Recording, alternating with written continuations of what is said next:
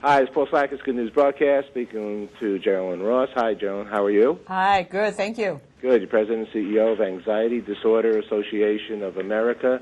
And Blair Simpson, who's a doctor and Ph.D., Associate Professor, Clinical Psychiatry at Columbia University. Hello. Hi, how are you? Good. All right, good. We're going to talk about a very interesting concern, obsessive-compulsive disorder, or OCD. And, why don't we, Jerilyn, why don't you start telling us about your anxiety organization and some of the good things that you're doing? Well, the Anxiety Disorders Association of America is a national nonprofit organization.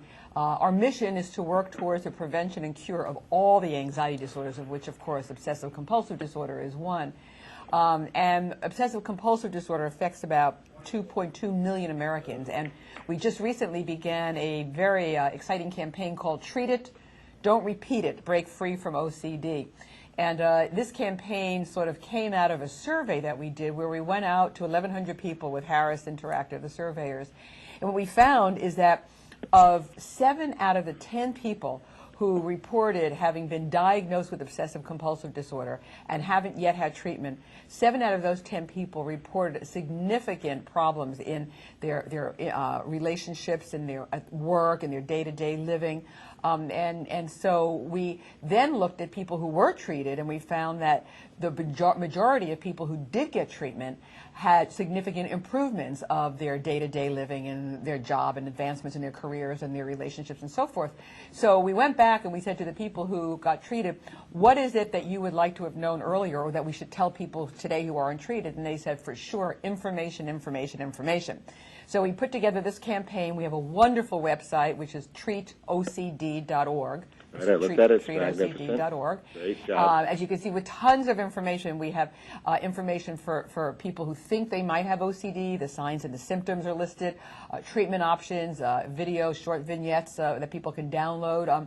We have information for family members. We have information for health professionals, how to talk to your patients about OCD. You know, people who have this disorder are often very embarrassed about their symptoms. They don't know how to talk about it, and the doctors don't know to bring it up. So we have a lot of tools. It's all free. We've had some wonderful support from the entertainment community, Howie Mandel, who of course everybody knows from Deal or No Deal, and Tony Shalhoub, who plays a detective with Monk on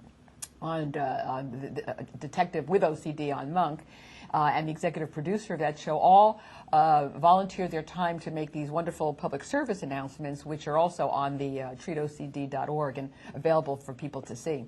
Okay, Dr. Simpson, let's talk about OCD. How does somebody recognize they have it? What is it, and how do people move their lives forward? So someone with OCD has both obsessions and compulsions, and these symptoms take more than an hour a day, are distressing and anxiety-producing, and impair their life. So what's an obsession? It's an intrusive thought, image, or impulse that repeatedly enters someone's head and generates incredible distress. People don't want these thoughts. What's a compulsion? It's when you are compelled to do something over and over again, a behavior either in the world or in your head over and over again to try to reduce distress. And you'd like to stop doing these things, but you feel like you can't.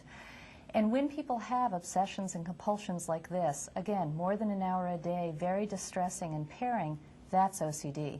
The complication is there are many different types of obsessions and many different types of compulsions, so people are not sort of all look the same. There are people with terrible fears of contamination who spend their time washing all the time, or there are people who have terrible fears of harm befalling themselves or someone they love, and for example, they might be checking all the time.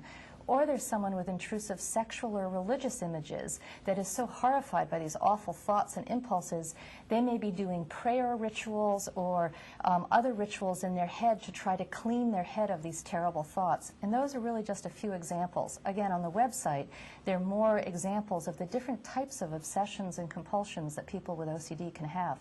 Now, one is bad enough, right? More is difficult enough to deal with in your life, right?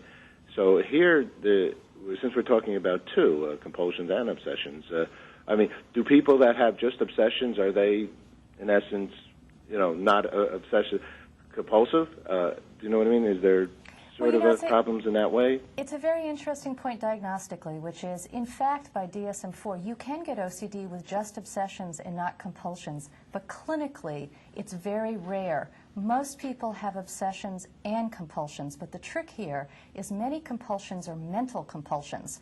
So they have obsessions, thoughts that generate anxiety, but then they have thoughts to try to get rid of the anxiety, which is the compulsion. Okay. Jerilyn, what brought you into doing this kind of organization? How'd you get involved? Well, I was actually one of the co-founders. We started this almost 30 years ago. We're coming up on our 30th anniversary Congratulations. next year. Thank you. I was a little kid then. And I myself had a height phobia.